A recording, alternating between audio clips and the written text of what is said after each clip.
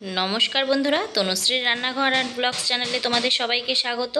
তোমরা সবাই কেমন আছো? আশা করি সবাই ভালো আছো, আমিও ভালো আছি। আজকে আমি তোমাদের সাথে টক ডালের রেসিপি শেয়ার করছি। সো চলো তাহলে দেখে নেই কি কি লাগছে। একটা লাইক দিয়ে বন্ধুরা ভিডিওটি দেখা স্টার্ট করে দাও। এখানে আমি কয়েকটা কাঁচা লঙ্কা ফাটিয়ে নিয়েছি, 1 কাপ মটর ডাল নিয়ে নিয়েছি, আর একটা কাঁচা আম নিয়ে নিয়েছি। আমরা কিন্তু তেঁতুল ও টমেটো দিয়েও টক ডাল বানিয়ে খেয়ে থাকি। সো দেখো এখানে আমি একটা পাত্রে মটর ডাল নিয়ে নিয়েছি। এবারে ডালটাকে খুব ভালো করে কিন্তু আমি জল পাল্টে পাল্টে খুব সুন্দর করে ধুয়ে নেব। বন্ধুরা তোমরা কিন্তু মসুর ডাল দিয়েও বানিয়ে খেয়ে দেখতে পারো, কিন্তু মটর ডাল দিয়ে যে টক ডালটা সেটা কিন্তু খেতে খুব ভালো হয়। দেখো আমি আবারও কিন্তু জল দিয়ে ডালটাকে খুব ভালোভাবে ধুয়ে নিচ্ছি। ভিডিওটি স্কিপ না করে বন্ধুরা দেখতে থাকো। এবারে ওভেনে আমি প্রেসার কুকার বসিয়ে দিয়েছি, দিয়ে এবারে দিয়ে দিলাম পরিমাণ মতন জল।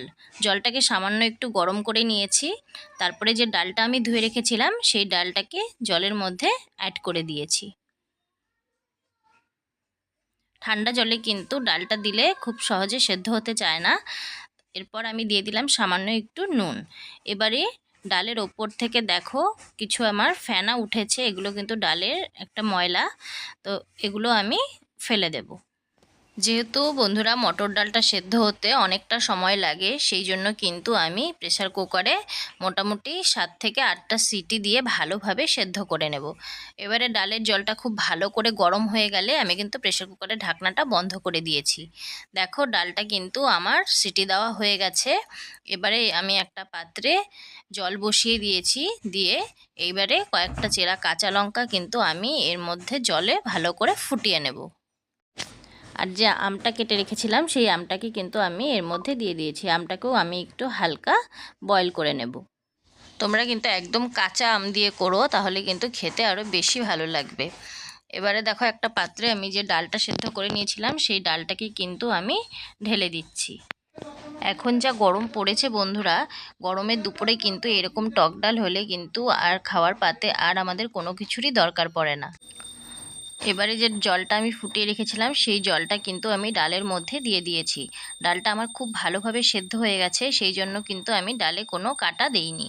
এবারে ওভেনে আমি কড়াই বসিয়ে দিয়েছি, দিয়ে দিলাম এখানে 2 টেবিল চামচ মতন সর্ষের তেল। এবারে তেলটাকে গরম করে নিয়েছি, তারপরে আমি দিয়ে দিলাম ফোড়নের জন্য একটা তেজপাতা, আর দিয়ে দিলাম 3টে শুকনো লঙ্কা। এবারে শুকনো লঙ্কাটাকে খুব ভালো করে আমি কিছুক্ষণ সময় নিয়ে ভেজে নিয়েছি। এবারে দিয়ে দিলাম এখানে 1/2 চা চামচ মেথি আর 1 চা চামচ সর্ষে। এবারে সর্ষেটা খুব ভালো করে মেথি সর্ষে পুড়ে গেলে তারপরে আমি কিন্তু ডালটাকে এবারে এর মধ্যে ছেড়ে দেব।